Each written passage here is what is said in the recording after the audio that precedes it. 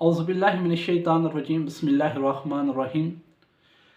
मासूम इमाम जाफ़र सादिक़ अलैहिस्सलाम के पास एक शख्स आया। उसने कहा कि मौला, अगर मुझे किसी शख्स से कोई चीज़ ज़रूरत हो, अगर वो मोमिन मेरी ज़रूरत पूरी ना करे तो उसका अज़ाब क्या होगा?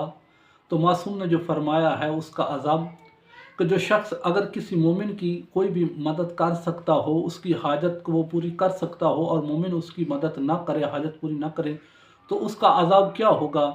तो इमाम जाफ़र सादिक़ अलैहिस्सलाम फरमाते हैं जो उसका अज़ाब होगा कब्र में, अल्लाह जहन्नम के गढ़ों में से एक जो कब्र होगी उसमें से एक सांप को उस मोमिन की कब्र के लिए मुतय्यन कर देगा, और वो जो होगा सांप वो उसको, अब जहरीला सांप होगा, वो उसको तकलीफ़ देगा, क्योंकि उसके पास ये इख्तियार था, अल्लाह ने उसको ये हाजत दूरी करने के लिए उसके पास ये असबाब मुहैया किए हुए थे, लेकिन उसने मोमिन की मदद नहीं की। इस वजह से अल्लाह उसके लिए एक सांप कब्र में पैदा कर देगा जो उसको वो कब्र में अज़ाब देता रहेगा। अल्लाह हमें मोमिनीन की मदद करने की तौफ़ीक़ अता फ़रमाए।